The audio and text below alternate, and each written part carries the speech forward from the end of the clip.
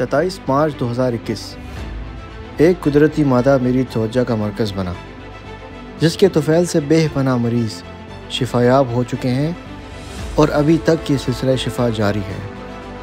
Saudi अरब में वाक़या ये खुश्क काले पहाड़ एक ऐसे नायाब दरख्त को जन्म देते हैं जिसमें ये कुदरती मादा मौजूद है। मकामी ज़बान में ज़ैतुल बिशाम और उर्दू में इसे रोगने बिलसान का नाम दिया गया है। ये मादा माजी में सैकड़ों लोगों की ज़िंदगियां बचा चुका है। मेरा नाम मोहम्मद नुमान है। मैं एक यूट्यूबर, ट्रैवल व्लॉगर और इस्लामी तारीख़ पर वीडियो बनाकर आज के नौजवान को अपनी असली पहचान याद दिलाना चाहता हूँ। आप शायद मुझे अभी नहीं जानते, पर एक दिन ज़रूर आएगा कि आप लोग जान जाएंगे। मेरे लिए एक सफ़र का आगाज़ था, एक ऐसा मुश्किल सफ़र जिससे बहुत सारे लोग बेनकाब होने वाले थे। 98% बाज़ारों में मिलने वाला ये रोगनी बिलसान बिल्कुल नकली है। एक ऐसा मादा जो सदियों से मुख्तलिफ मज़ाहिब और सकाफ़त के लोग इस्तेमाल करते आ रहे हैं, उसको चंद पैसों के लिए ऐसा ख़तरनाक मवाद डालकर असली कहा जाता है जिससे इंसानी जिस्म को शदीद नुकसान पहुंच सकता है। दुनिया में हज़ारों लाखों तादाद में ऐसे पौधे और दरख्त मौजूद हैं जिनसे निकलने वाले मवादों ने इंसानी तारीख़ में बेपनाह ज़िंदगियाँ बचाईं। आज हम इनमें से एक नायाब दरख्त और इनमें से निकलने वाले मादे की बात करेंगे जिस पर इब्न सीना ने अपनी पूरी किताब लिखी है, रोगने बिलसान, शिफा याबी का राज।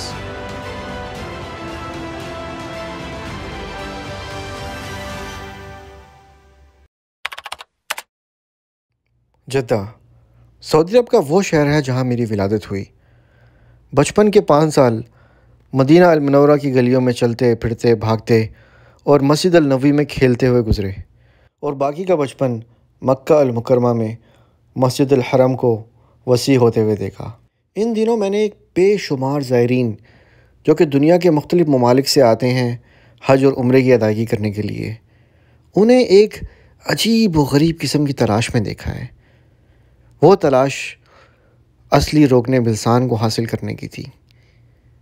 वो असली रोगने बिलसान जिसे मदीना और मक्का के बाज़ारों में मुख्तलिफ़ केमिकल डालकर बेचा जाता है। 27 मार्च 2021 के वो दिन था जिस दिन मैंने थाम ली थी कि मुझे रोगने बिलसान की हकीकत और तारीख़ से पूरी दुनिया को आगाह करना है, ताकि आने वाला हर मुसलमान असली और नकली की पहचान कर सके।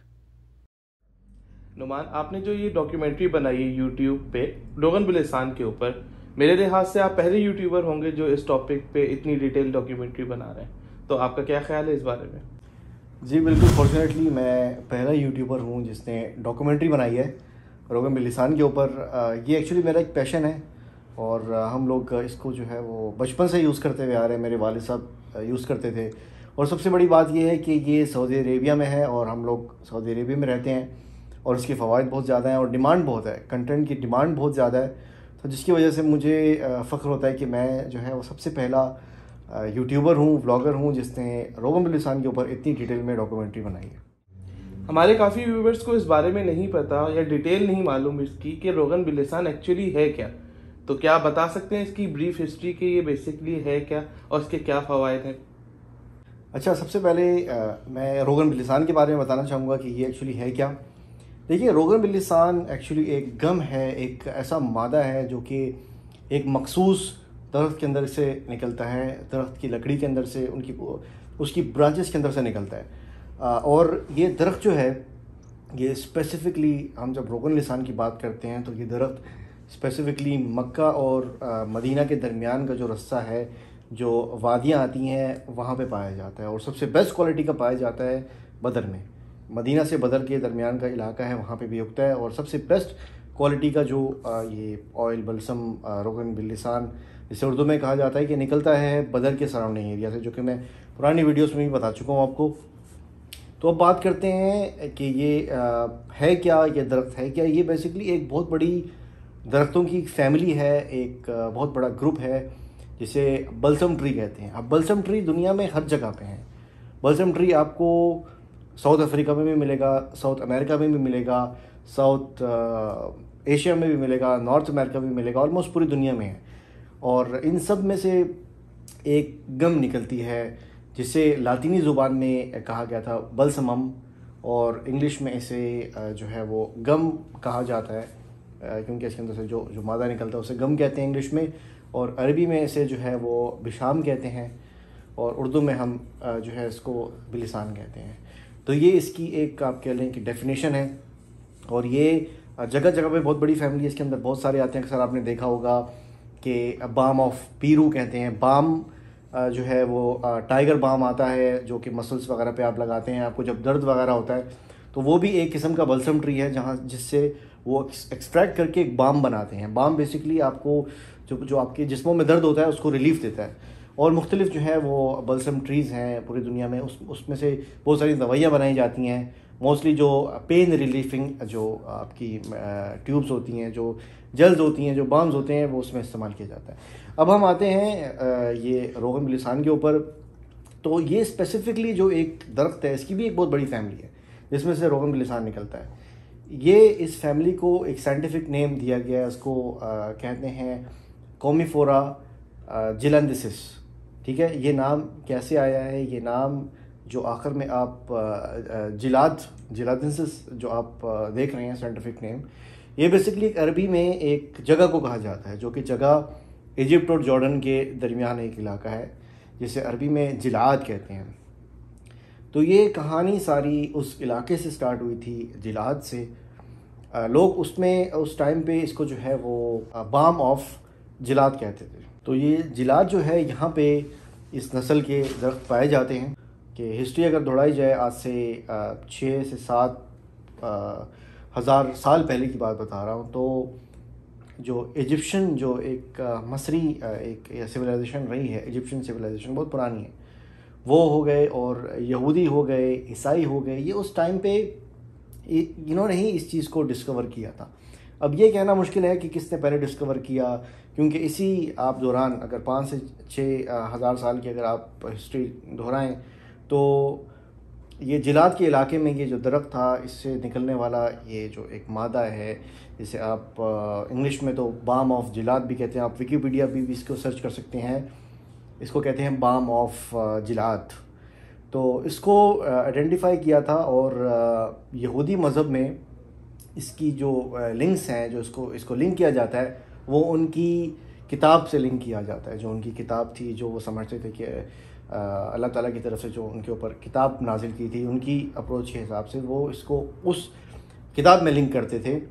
और वो इसको लिंक करते थे हज़रत यूसुफ़ अलैहिस्सलाम के साथ, कि जब उनका एक जर्नी था जिलाद के इलाके से, वो आगे की तरफ जा रहे थे, तो उन्होंने इस चीज़ को जो है वो यूज़ किया था, या कुछ उनकी जो है वो एक्सप्लेनेशंस में आता है कि उनके भाइयों ने जो है वो ख़रीद फ़रोख्त की थी उससे, या उनको बेच दिया था। तो ये बहुत सारी ना अप्रोचेज़ आती हैं यहूदी मज़हब के हवाले से। तो वो इसको एक होली ट्री और होली एक बहुत ही मतलब मजहबी चीज़ मानते हैं इस चीज़ को, क्योंकि इसमें भी उनको बहुत सारे फ़ायदे होते हैं। बेशक इस चीज़ के फ़ायदे हैं, तो वो समझते हैं कि ये अल्लाह ताला की तरफ से एक तोहफ़ा दिया गया है।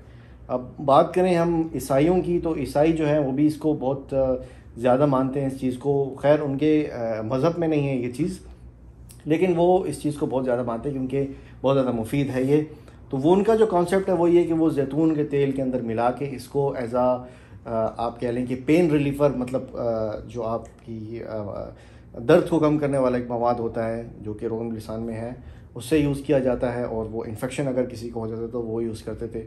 अब अगर हम बात करें आपके रोमन्स की या इजिप्शियन सिविलाइजेशन की, इजिप्शियन सिविलाइजेशन में इसको एज इतर इस्तेमाल किया जाता था। बड़े बड़े जो शहज़ादे और जो बादशाह होते थे तो वो भेज के जो हैं वो मंगवाते थे इसे, और इसकी खुशबू को लगाते थे। और रोमन्स जो हैं वो इसको आग लगाने वाला मवाद से यूज़ करते थे, क्योंकि आग बहुत जल्दी पकड़ता है, इस पर मैं आगे बात करूँगा। तो वो लोग इस तरीके से यूज़ करते थे।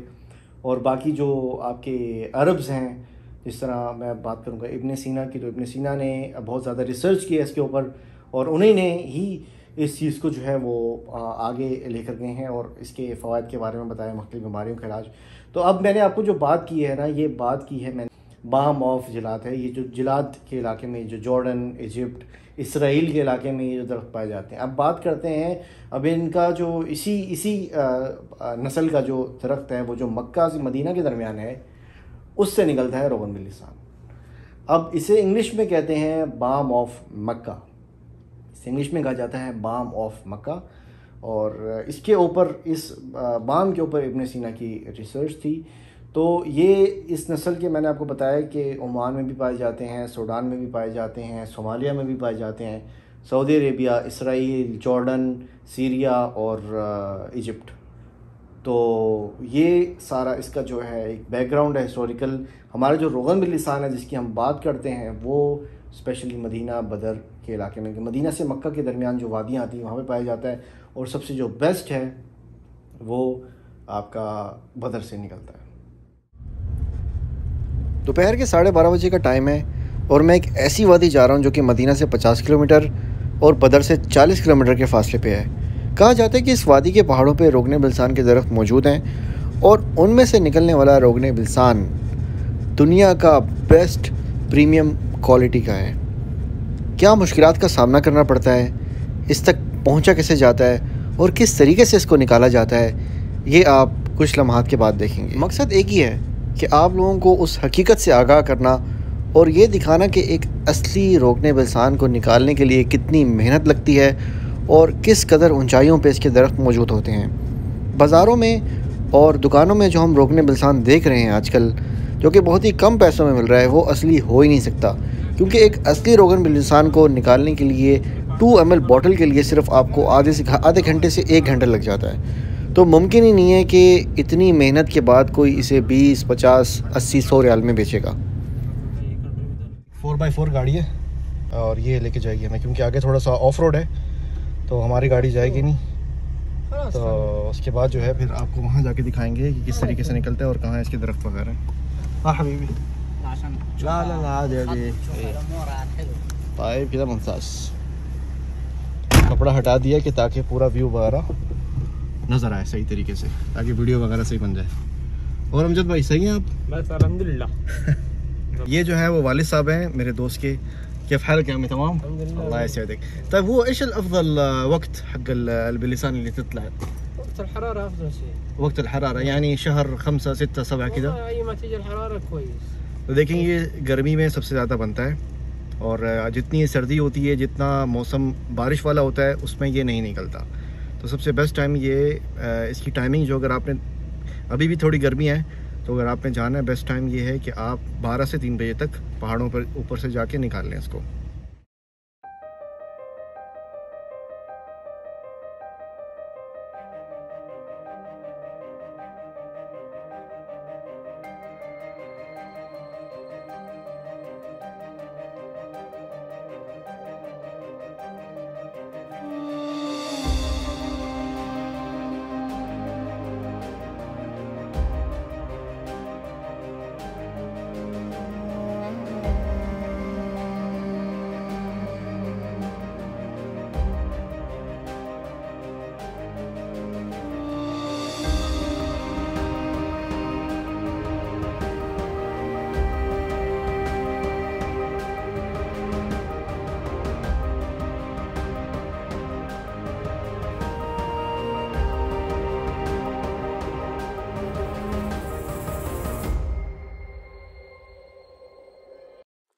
तो अब जो है वो जाया जा रहा है, हम अपने पॉइंट पे आ गए हैं। ये जगह है, यहाँ पे हमने गाड़ी पार्क की है और अब आगे जाएंगे। ये एक एडवेंचर है हमारे लिए, तो क्योंकि ऐसा पहले नहीं हुआ। अभी से हालत टाइट हो रही है, ये देख रहे हैं अमजद भाई, हालात ठीक है?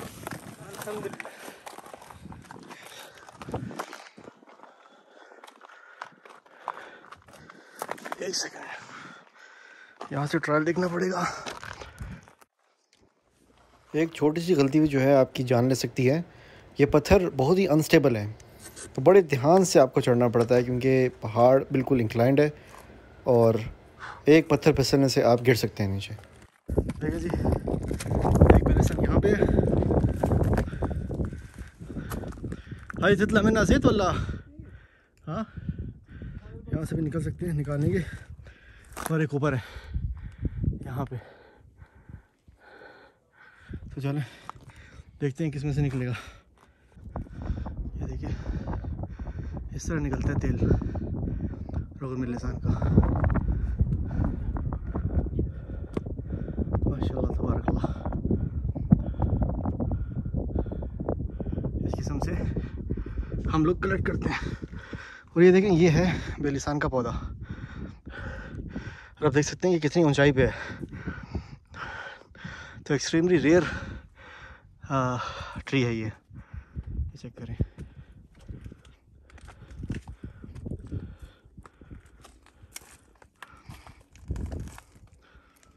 अब आप लोगों को अंदाज़ा हो गया होगा कि ये कितनी मेहनत से निकलता जाता है।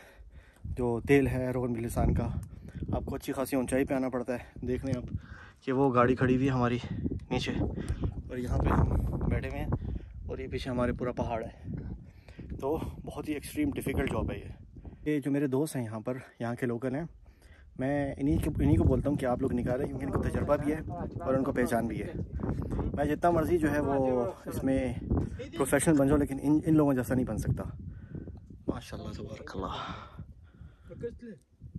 ये देखें टहनी निकाल के दी है, बिल्कुल फ्रेश है ये। लेकिन इसमें मसला ये है कि ये तेल नहीं निकल सकता, इसको मिसवाक के तौर पे यूज़ कर सकते हैं हम लोग।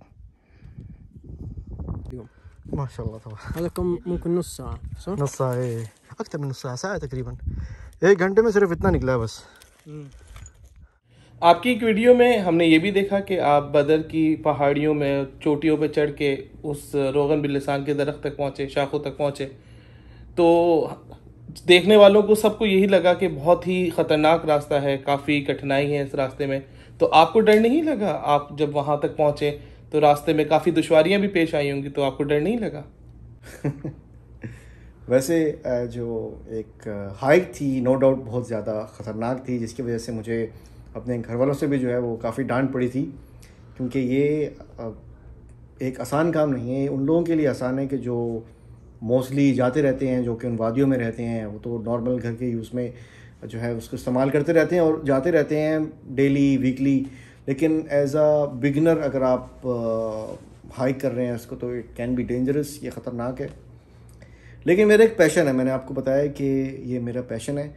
मुझे इसकी हकीकत के बारे में जानना था और उन लोगों को आप कह लें कि एक्सपोज करना था, या लोगों में अवेयरनेस पैदा करनी थी कि जो लोग इस चीज़ को जो है वो पहचान नहीं पाते और जो धोखे में आ जाते हैं यहाँ पर, मुझे उन लोगों को दिखाना था ये, और अपनी वीडियो का हिस्सा बनाना था, अपनी डॉक्यूमेंट्री का हिस्सा बनाना था। जो मेरी एक छोटी सी रिसर्च है इस सब्सटेंस के ऊपर, रोगन बिल लिसान के ऊपर, तो मुझे करना ही था। शुरू में जो था वो थोड़ा सा मुश्किल था।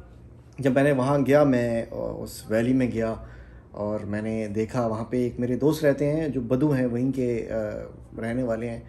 तो जब मैंने उनसे पूछा इसके बारे में, तो उन्होंने कहा कि हमें पहाड़ों पे चढ़ना पड़ेगा। तो शुरू में तो मैंने हामी भर ली, क्योंकि मैं वैसे बिगनिंग जो है वो हाइक काफ़ी कर चुका हूँ in Saudi Arabia, outside Saudi Arabia. लेकिन मुझे ये नहीं पता था कि ये हाइक जो है काफ़ी लंबी होगी और काफ़ी जो है आपको ऊपर चढ़ना पड़ता है इसके लिए, और कोई ट्रायल नहीं बना हुआ, इसका कोई ट्रायल नहीं, इसका कोई रास्ता नहीं है पहाड़ों के ऊपर। तो ये बात रियलाइज़ मैंने तब की जब मैं वहाँ पे पहुँचा और मैंने उसकी शक्ल देखी। मैंने कहा कि ये कहाँ लेके आ गए? उसने बोला यहाँ पे। मैंने कहा कहाँ पे? कहने लगा अभी आपको बहुत जल्दी है, आपको तो काफ़ी ऊपर जाना पड़ेगा। तकरीबन 1/2 किलोमीटर का जो है वो एक रास्ता था जो कि बिल्कुल चढ़ाई पे था, क्योंकि इससे पहले जो रोगन बिल लिसान मैं निकालने के लिए गया था या मैंने देखा था, वो इतनी ऊंचाइयों पे नहीं था। जैसे मैंने आपको बताया कि ये मदीना से मक्का के दरमियान का जो इलाका है, जो रास्ता है, ये पहाड़ों पे पाया जाता है। लेकिन जो प्रीमियम क्वालिटी, जो बेस्ट क्वालिटी का है, वो इस इलाके में है, जिस इलाके में मैं गया था। और काफ़ी ऊंचाई पे, मतलब रोगन बिल लिसान कंडीशंस ही कुछ ऐसी हैं कि रोगन बिल लिसान के दरख्त उगते और सरवाइव उस जगह पे करते हैं।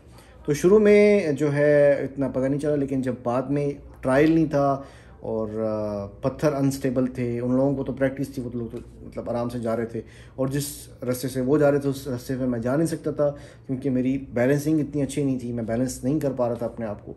लेकिन अल्हम्दुलिल्लाह अल्लाह का शुक्र है कि जज्बे की वजह से, एक पैशन की वजह से मैं वहाँ पे पहुँच गया और मैं कामयाब हुआ अपने व्यूवर्स को दिखाने के लिए, उन लोगों को दिखाने के लिए जो कि इस को देखना चाह रहे थे। एक अच्छी डिमांड थी यूट्यूब में, तो मैंने दिखाया कि किस तरीके से ये मवाद निकलता है दरख्तों में से, किस तरीके से इसको निकाला जाता है, इसकी हाइट क्या है, इसकी रियलिटी क्या है, क्या कंडीशंस हैं इसकी जिसमें ये निकलता है।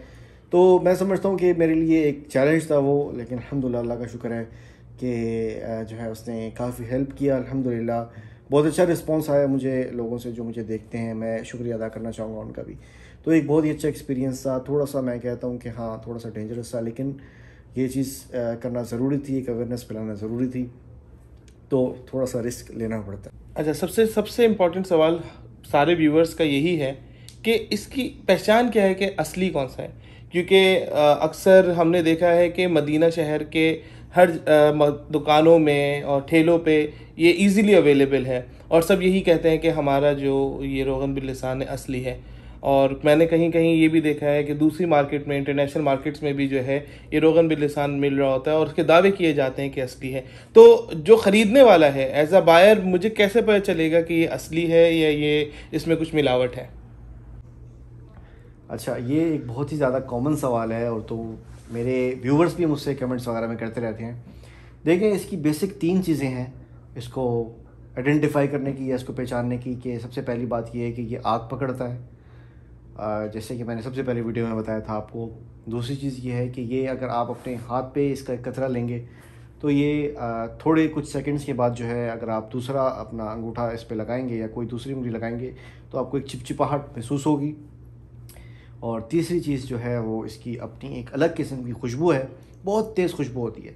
ये 3 बेसिक चीज़ें, लेकिन अनफॉर्चुनेटली मार्केट में ऐसे दरिंदे बैठे हुए हैं, ऐसे मक्कार झूठे लोग बैठे हुए हैं जो कि चंद पैसों के लिए मिलावट करके, केमिकल्स डाल के इसको बिल्कुल वैसे ही असली जैसा बना देते हैं। ये तीनों बेसिक चीज़ें जो है वो इसमें मौजूद होती हैं। चिपकता भी है, आग भी पकड़ता है और स्मेल भी वही डाल देते हैं क्योंकि 2-3 कतरे उसके मिक्स करते हैं रोगन बिल लिसान के।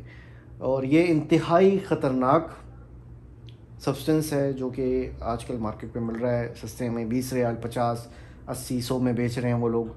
और मैं समझता हूँ कि आपने जो मार्केट की बात की कि 98% मैं समझता हूँ कि जो मार्केट में मिल रहा है वो असली नहीं है। मोस्टली जो असली होता है वो लोग अपने घर में यूज़ कर लेते हैं। इनके बच्चे जो हैं, एक फैमिली में 10-10, 15-15 बच्चे होते हैं, तो जो असली होता है वो कहीं ना कहीं इधर से उधर हो जाता है, वो मार्केट तक आता ही नहीं है। और जो कोई ईमानदार होगा वो 2% या 3% होगा।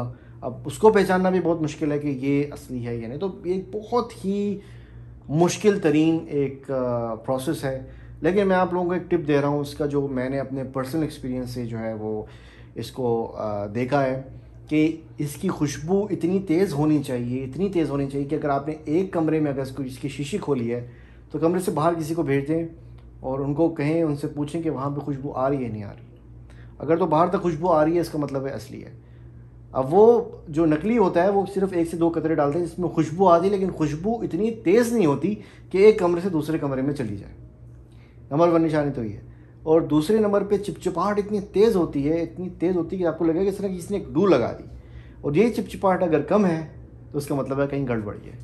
तो इसकी ये 2 एडवांस्ड जो है, मैंने अपने एक्सपीरियंस से ये 2 चीज़ें आइडेंटिफाई करने में जिसने मुझे मदद की है, ये मैं आपसे शेयर कर रहा हूँ। चढ़ाई से जो है ना मुश्किल उतरना है यहाँ पर, क्योंकि बहुत सारे स्लोप्स हैं। अब आपको बहुत एक समझ के उतरना पड़ता है। तो काफ़ी ऊपर आ गए हम लोग। तो मैंने कहा आप लोगों को दिखा दूँ ये कितना मुश्किल रास्ता है। तो फाइनली ऊपर से आ गए। मैं आपको दिखा दूँ कि कहाँ पे थे हम लोग। वो देख रहे हैं वो जगह, वो टिप पे थे। वो लग तो बहुत करीब रहा है, लेकिन अगर आप नज़दीक से देखें तो काफ़ी ऊंचाई है।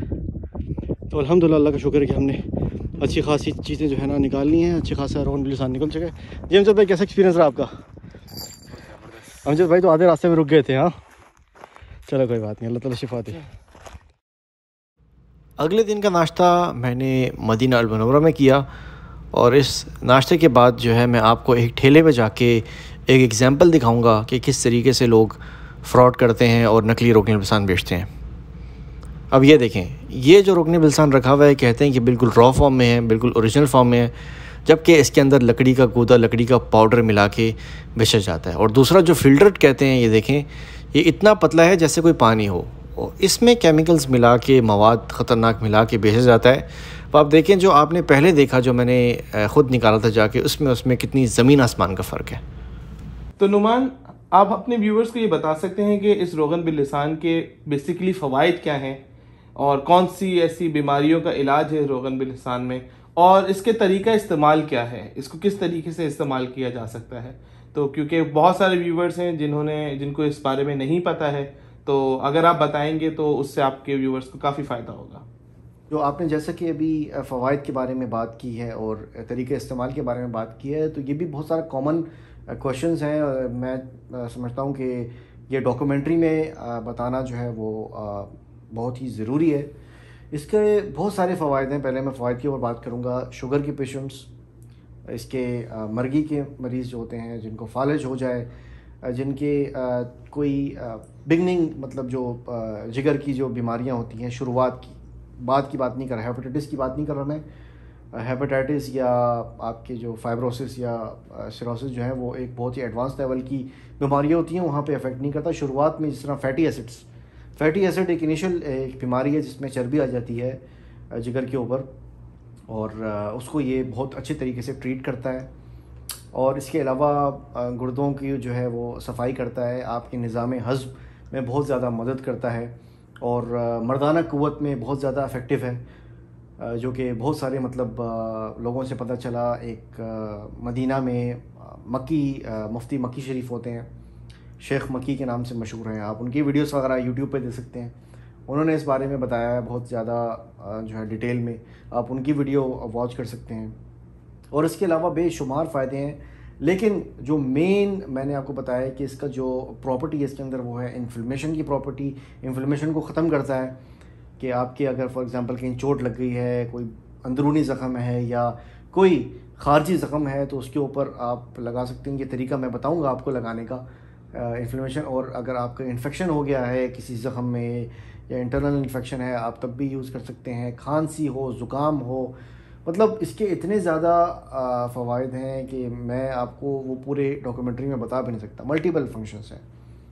तो अब बात करते हैं इसकी जो मेन यूजेज है या जो मेन तरीका इस्तेमाल है, वो ये है कि कोई भी अंदरूनी वजह है, अंदरूनी वजह ये है कि अंदरूनी ज़ख़म हो गया, शुगर हो गया, कोई आपका जिस तरह फैटी लीवर था, जिगर पे चर्बी है, या मर्गी है, या फालिज का अटैक हो गया है, और आपको कोई फॉर एग्ज़ाम्पल पेट के मसाइल हैं, आपको हज़म नहीं होती चीज़ें, या आप मर्दाना क़ुव्वत की बात कर रहे हैं, तो ये सारी चीज़ें जो हैं अंदरूनी हैं। तो इसके लिए 1 से 2 कतरे आपने नीम गर्म दूध में, फ्रेश हो, बकरी का दूध मिल जाए तो बहुत ही बेहतरीन चीज़ है। अगर आपको बकरी का नहीं मिलता तो गाय भैंस का आप दूध ले सकते हैं।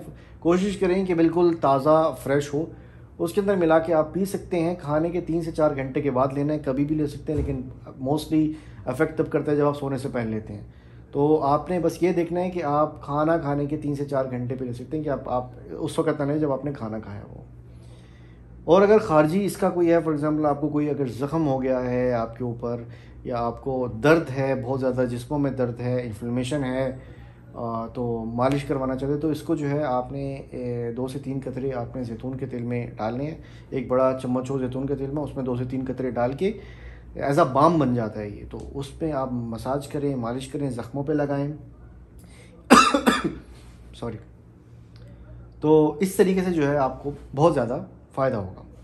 ठीक है, तो ये बताएं साइंस का इसके बारे में क्या ख्याल है, साइंस की इस बारे में क्या अप्रोच है, और इसके साथ साथ जो मुख्तलिफ तिब्बी अप्रोचेज़ हैं, जैसे यूनानी हो गया, अरबिक तिब हो गई उसका, और हिकमत हो गई, इनके क्या अप्रोचेज़ हैं अगर आप देखें इस रोगन बिल्लिसान के बारे में।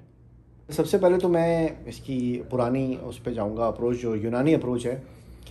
इसे यूनान में जो है पुराने जो उनकी एक कम्युनिटी थी, इसको ग्रीक फायर के नाम से जाना जाता था। जो बलसम ऑयल है, इसको ग्रीक फायर के नाम से जाना जाता था, क्योंकि उन लोगों ने इस पर इतनी ज़्यादा रिसर्च नहीं की। उस टाइम पे इतना ज़्यादा पेट्रोल डीजल वगैरह का कॉन्सेप्ट था नहीं, तो वो इसे आग लगाने में जो है वो इस्तेमाल करते थे। ये मदद मिलती थी उनको आग लगाने में। तो ये बहुत बड़ी बड़ी कॉन्स्पिरेसीज में यूज़ होता था, साजिशों में यूज़ होता था। किसी को अगर मर्डर किसी का करना है, किसी को कत्ल करना है, तो ये जो है वो ऑयल उस टाइम पे यूज़ किया जाता था आग लगाने के लिए। तो यूनानी कॉन्सेप्ट जो है उसने इतनी ज़्यादा इसके ऊपर रिसर्च नहीं है उसकी, ना ही इतना काम किया है। उन्होंने मोस्टली इसको एज अ फ्यूल यूज़ किया है, और एज अ आप कह लें कि जो खुशबू वगैरह है उसके लिए लेटर ऑन, ये बाद की बात है। पुराना जो है वो ग्रीक फायर के नाम से जाना जाता था।